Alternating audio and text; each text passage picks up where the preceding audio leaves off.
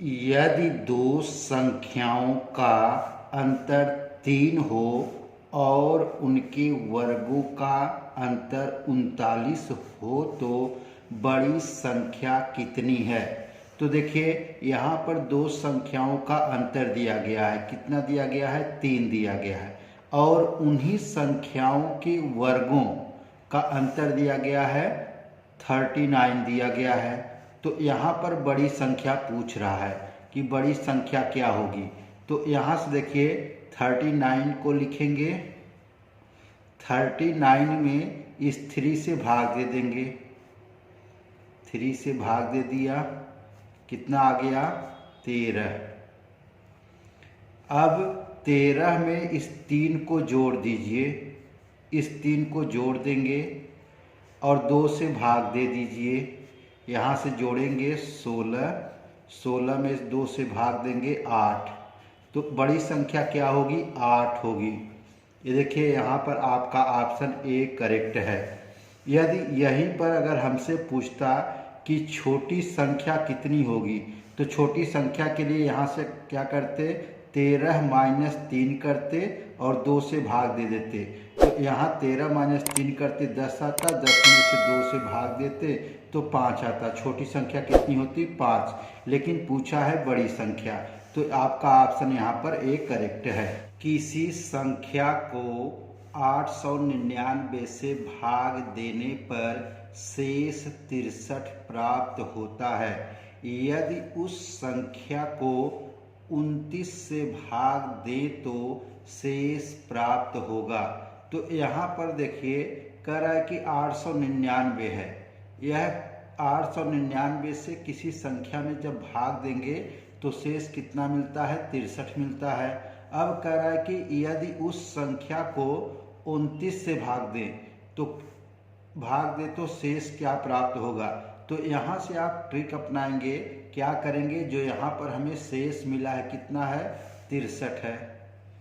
शेष लिखेंगे 63 और यहाँ पर जिस कह रहा है कि उस संख्या को 29 से भाग देने पर, तो देखिए इस जो शेष फल है उसमें हम 29 से भाग दे दें। यहाँ से भाग देंगे 29, 29 यहाँ 2 बार जाएगा, यहाँ कितना आ गया? 58। यहाँ से घटाएंगे, 13 में से 8 गए 5 और एक कैंसिल हो जाएगा। तो यहाँ पर शेष कितना आया? 5 आया। तो वही कह रहा है कि शेष कितना प्राप्त होगा? 5 प्राप्त होगा। यहाँ पर आपका ऑप्शन बी करेक्ट है। 49,237 का गुणा करना है, 3,995 का गुणा करना है, 738 का गुणा करना है, यहाँ से 83 में और फिर गुणा करना है 9 के गुणनफल में इकाई के स्थान का अंक बताना है। यहाँ से देखिए इकाई का अंक क्या होता है? जो यूनिट डिजिट होता है, जो फर्स्ट डिजिट होती है उसे हम इकाई का अंक कहते हैं। तो यहाँ से हमें ट्रिक अपनानी है। यहाँ से ऐसा देखना है कि इकाई के किस अंक को गुणा किया जाए कि वहाँ पर हमें 0 मिल जाए। तो यहाँ से देखिए मैंने यहाँ सर्च किया कि इकाई के अंक पर यहाँ 5 है और यहाँ 8 है। दोनों का हम जब गुणा करेंगे तो यहाँ से गुणा करेंगे 8 पंच 40, 5 गुणे 8 इज इक्वल टू 40। तो इकाई का अंक क्या हो गया? यहाँ पर 0। यूनिट डिजिट क्या हो गया? इकाई का अंक यूनिट डिजिट कितना आ गया? 0। अब देखिए 0 से किसी भी इकाई अंक में गुणा करेंगे तो वह 0 ही होगा। तो यहाँ से इकाई के स्थान का अंक क्या होगा? 0। यहाँ पर आपका ऑप्शन ए करेक्ट है। 50 को 2 भागों में विभाजित करें। तो यहाँ से देखिए 50 को 2 भागों में विभाजित करना है जिससे उनके व्युत्क्रमों का योगफल 1/12 हो। यहाँ से देखिए दो संख्याओं का योगफल दिया गया है, मीन्स इसे विभाजित करने का मतलब है कि दो संख्याएं, माना एक संख्या x है और दूसरी क्या है? y है। दोनों का योग कितना दिया गया है? 50 दिया गया है।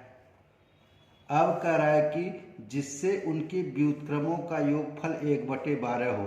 तो यहाँ देखिए इस स्टेटमेंट का यह मतलब है कि यहाँ से हम क्या पाएंगे, यहाँ से दो संख्याओं का गुणनफल मिलेगा। इसे जब हम सॉल्व करेंगे तो इसे हम ट्रिक के तौर पर सॉल्व कर रहे हैं।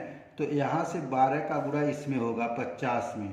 तो यहाँ से देखिए 12 पचे 60 कितना आ गया, दो संख्याओं का गुणनफल कितना आ गया 12 गुणे 50 means x y is equal to आ गया यहाँ से 12 पचे 60 600। अब देखिए यहाँ से 600 का ऐसा गुणनखंड करना है कि जोड़ने पर 50 आए और गुणा करने पर 600 आए। तो यहाँ से हम इस 600 को लिख सकते हैं कि 6 गुणे 100।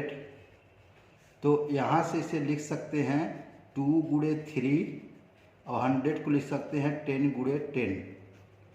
तो यहाँ से देखिए एक इसके साथ गुणा कर लीजिए और एक इसके साथ। तो यहाँ से 2 का 10 में मल्टीप्लाई करेंगे 20 गुणे 30। तो यहाँ से देखिए यह सेटिस्फाई कर रहा है, दो संख्याओं का योगफल कितना होना चाहिए 50। तो यह x हो गया और यह y हो गया। तो और उनका गुणनफल कितना होना चाहिए 600 होना चाहिए। दोनों का गुणा भी करेंगे तो 600 आ रहा है। तो यहाँ पर दोनों संख्याएं कितनी हैं, x इज इक्वल टू 20 और y इज इक्वल टू 30 है। तो यहाँ पर आपका ऑप्शन बी करेक्ट है।